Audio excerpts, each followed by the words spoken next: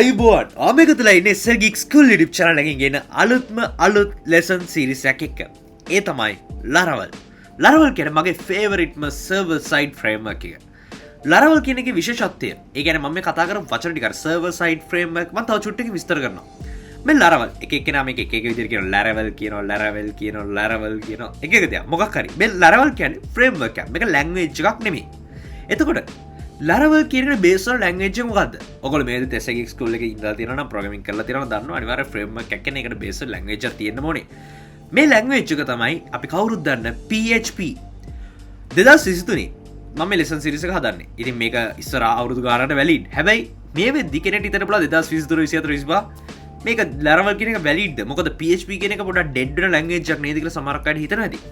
ඇත්තට PHP වල තියෙන ඩිමාන්ඩ් එක චුට්ටක් අඩු වෙනවා. ඒක අපි පිළිගන්න ඕනේ. මොකද JavaScript, Python වගේ ලැන්ග්වේජස් ටික නෙමෙයි ඇත්තටම ලීඩ් කරන මාකට් එක. හැබැයි PHP කියන්නේ තාමත් ලෝකේ heavily use කරන ලැන්ග්වේජ් එකක්.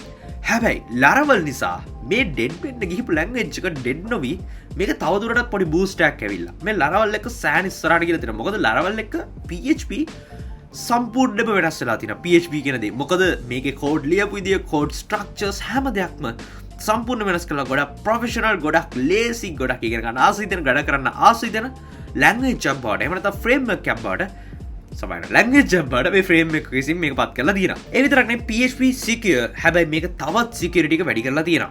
එතකොට අපි තේරුම් ගන්න ඕනේ තමයි අපි අද කතා කරන Laravel කියන එක. මේ lesson series එක කතා කරන Laravel කියන ෆ්‍රේම්වර්ක් එකේ බේස් එකේ PHP ඇත්තටම ගොඩක් secure. මොකද මේක server side language එකක්. ඒ කියන්නේ අපි සාමාන්‍ය JavaScript වල native code එකක් නිකන් ලිව්වොත් නිකන් සාමාන්‍ය JavaScript වලින් මොන හරි කිසිම මුකුත් නැතුව ඒ කියන්නේ අපි නිකන් basically මුකු framework use නොකරලා ලිව්වොත් අපි දන්නවා අපිට JavaScript code එක visible. අපිට ඒක බලන්න පුළුවන්.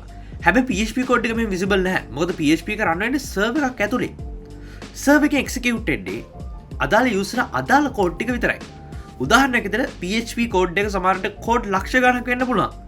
user එකේ ඉන්නේ code සමහරකට 1000ක් විතර වෙන්න පුළුවන්. ඒවා HTML codes. හැබැයි PHP code එක visible නැහැ. මම මේ කතා කරන part එක වැරදිට තේරුම් ගන්න එපා. මේක ඒ කියන්නේ security පැත්තෙන් PHP වල issues නැතුව නොවේ. නමුත් සාපේක්ෂව native ඒ කියන්නේ අපි සාමාන්‍ය ගත්තොත් ඒ language එක විතර framework මොකුත් use නොකර ඒ language එක කතා කරොත් PHP secure. එතකොට Laravel වලින් මේක ඊළඟ level එකට ගෙනියනවා.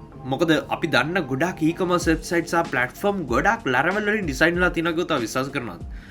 මේ Laravel කියන්නේ ගොඩක් වෙලාවට මේ platforms හදන්න මේ වෙදි use කරන ප්‍රධානම tools වලින් එකක්.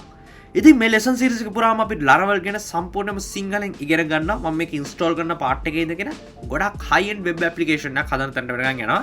high end කියන්නේ අපි හදනවා අන්තිමට මේ වෙදි මගේ තියෙන idea එක classified site එකක්. එහෙම නැත්නම් අපිට විවිධ ads post කරන්න පුළුවන් website එක. ඒ කියන්නේ සරලව ikman.lk patpan.lk මේ වගේ website වල type එකට අපිට ads post කරන්න මොනවා හරි විකරනවා නම් මේ දේවල් දාන්න පුළුවන් ඉතින් website එකක් අපි හදනවා. ඉතින් ඒක නිසා මම මෙච්චර කාලෙට කිව්වේ නැති දෙයක් කියනවා. ඒ තමයි මේ lesson series එක ඉගෙන ගනිද්දී ඔයාලට PHP ගැන දැනුමක් තියෙනවා නම් මේ lesson series එක ඉගෙන ගන්න එක සෑහෙන උදව්වක් වෙනවා.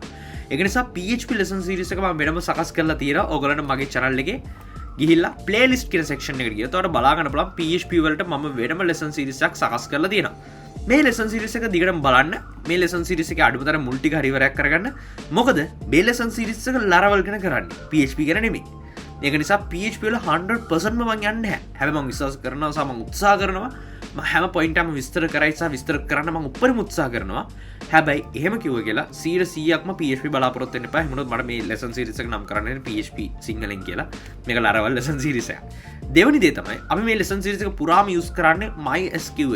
MySQL කියන්නේ database management system එක DBMS එක. මේ MySQL use කරන්න හේතුව තමයි අපිට පුළුවන් MySQL use කරලා අපේ database එකත් එක්ක connect වෙන්න. දැන් මෙහෙම හිතන්න අපිට තියෙන registration form එක. මේ registration form එකේ කවුරු කෙනෙක් sign up වෙන්න ගියාම කියන්නේ විස්තර ටික දාලා ඉවරලා sign up button එක click කළාම එයාට අලුත් account එකක් create වෙනවා. මේ අලුත් account එකක් create වෙනවා කියන්නේ අර තියෙන database එකට data ටිකක් add වෙන එක. අවසර මම log වෙද්දි එයා username එක password එක ගහම login button එක press කරාම අපි Laravel වලින් check කරලා බලනවා මෙයා ගහපු password email හරිද කියලා. ඒ ටික check කරන්න database එකේ තියෙන data ත් එක්ක. එතකොට මේකට අපි database එකක් ඕනේ. මේ database එකට අපි use කරන්නේ SQL. එහෙම නැත්නම් MySQL. MySQL කියන්නේ relational database manage කරන්න පුළුවන් එක. ඉතින් අපි use කරන්නේ SQL MySQL කියන එක තමයි Laravel එක. ඉතින් ඒක නිසා MySQL ගැනත් idea එකක් තියෙන එක ගොඩක් වැදගත්. MySQL ගැනත් මම වෙනම lesson series එකක් අදලා තිනවා. මේකත් එක්කත් එකතු වෙන්න අමතක කරන්න එපා. මොකද මුල් වීඩියෝස් ටික හරි බලන්න. එහෙමනම් මේ ලෙසන් එක ෆලෝ කරන් යන එක ඔයගලන්ට සෑහෙන ලේසියක් වෙයි කියලා මම විශ්වාස කරනවා.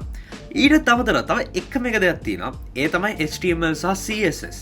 ඉතින් මේක අතිශයින්ම වැදගත් දෙපාර්ට්මන්ට් නෙමේ. මොකද HTML CSS නොදන්නවා වුණාට Laravel මොනවා හරි කරගන්න පුළුවන් පොඩි දැනුමක් තිබ්බනම් ඇති. නමුත් ඔයගලන්ට ටිකක් ඉන්ටරැක්ටිව් විදිහට ලස්සන විදිහේ වෙබ්සයිට් එකක් හදන්න, වෙබ් පේජස් හදන්න, CSS දැනන් ඉන්න එක වැදගත්, HTML දැනන් ඉන්න එක වැදගත්. ඉතින් ඒක නිසා HTML ගැන මම ලොකු ලෙසන් සීරීස් එකක් හදලා තියෙනවා. CSS ගැනත් යම් තාක් දුරට කතා කරලා තියෙනවා. ඒ වගේම crash course එකකුත් හදලා තියෙනවා වෙනම මම HTML CSS ගැන. ඔයගලන්ට මගේ playlist වල මේ හැම එකක්ම බලන්න පුළුවන්. ඔයගලන්ට crash course එක මෙතනින් හොයාගන්න පුළුවන්. ඒ වගේම HTML වල මෙතනින් හොයාගන්න පුළුවන්. ඒ වගේම CSS උත් ඔයගලන්ට හොයාගන්න පුළුවන්. මේ විදිහට මේ ලැංග්වේජස් පුළුවන් දේවල් try කරන්න. ඔයාගා මේ වෙලෙදි දැනුමක් නැහැ කියලා assume කළා තමයි මම කිව්වේ. හැබැයි ඔයාලට PHP ගැන, ඒ වගේම MySQL ගැන, HTML ගැන පොඩි හරි idea එකක් තියෙනවා නම් ඔයගලන්ට මේ lesson series එක continue කරගෙන යන්න පුළුවන්.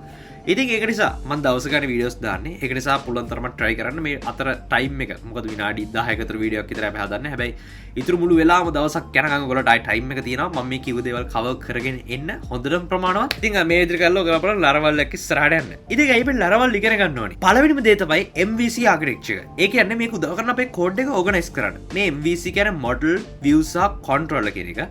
මේකත් එක්ක අපිට කෝඩ් එක ඕගනයිස් කරන්න සාමාන්‍ය PHP කෝඩ් එකක් ලියපු කෙනෙක් දන්නවා මේ කෝඩ් එක කොහොමද අපි ලියන්නේ කියන එක. මේක ඇත්තටම ලොකු පදනමක් නෑ, ලොකු ස්ට්‍රක්චර් එකක් නෑ. හැබැයි මෙතන සම්පූර්ණයෙන්ම අපි ලියන ආකිටෙක්චර් එක වෙනස්. අපි Laravel වලින් කෝඩ් කරන විදිහ වෙනස්. මේකත් එක්ක ඔය කෝඩ් එක ගොඩක්ම හොඳට ඕගනයිස් වෙනවා. මේකත් එක්ක තමයි මම ගොඩක්ම රෙකමන්ඩ් කරන්නේ ඔයගොල්ලන්ට පොඩි හරි ප්‍රෝග්‍රෑමින් නොලෙජ් එකක් තියෙනවා නම් ඔබ්ජෙක්ට් ඔරියන්ටඩ් ප්‍රෝග්‍රෑමින් එහෙම නැත්නම් OOP සම්බන්ධයෙන් ඔයගොල්ලන්ට තවත් මේ වැඩේ ලේසි වෙනවා.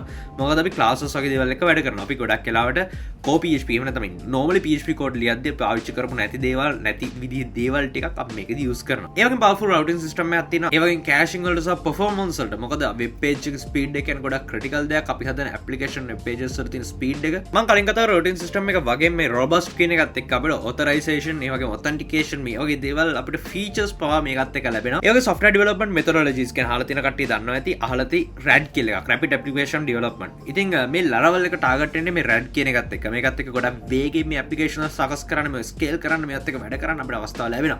මේ වගේ එකී නොකී features ගොඩක් තියෙන framework එකක් තමයි Laravel කියන්නේ. මේකත් එක්ක තමයි මම කලින් කිව්ව විදිහට PHP කියන එක ඊළඟ level එකට මේවා ගෙනියන්නේ. ඉතින් Laravel වගේ framework එකක්, server side framework එකක් ඉගෙන ගන්න එක සෑහෙන වැදගත් වෙනවා. විශේෂයෙන්ම ගොඩක් වෙලාවට PHP වලින් ඉස්සරහට යන්න ඉන්න කෙනෙක්ට, job එකක් land කරගෙන ඉන්න කෙනෙක්ට ඕනම පැත්තකින් Laravel කියන්නේ ගොඩක්ම හොඳ solution එකක් සහ හොඳ framework එකක් වැඩ කරගන්න. එහෙම නැත්නම් ප්‍රෝග්‍රෑමින් ඉගෙන ගන්න කෙනෙක්ට තවත් ඇඩ් ඔන් එකක් විතර යගේ ස්කිල්ස් වලට ඇඩ් කරගන්න. ඉතින් අපි බලන් ඉන්න මොකටද? පටන් අපි Laravel වලින් ඉගෙන ගන්න අපිට ගොඩක් දේවල් තියෙනවා කරගෙන යන්න. අපි කිව්ව විදිහට පොඩි තැනින් පටන් අරගෙන අපි අර ඇප්ලිකේෂන් එක දක්වා යනවා. ඉතින් දිගටම SL Geek School එකත් එක්ක මේ වීඩියෝ ෂෙයා කරන්න නොදැනනවලු දැනගන්න. ඔයගේ subscribe කරන්න SL Geek School එකට අලුත් කෙනෙක් නම් අපි Laravel දෙවැනි වීඩියෝ එක ආයෙ හම්බ වෙනකම් ඔයාලා හැමෝටම සුබ දවසක්.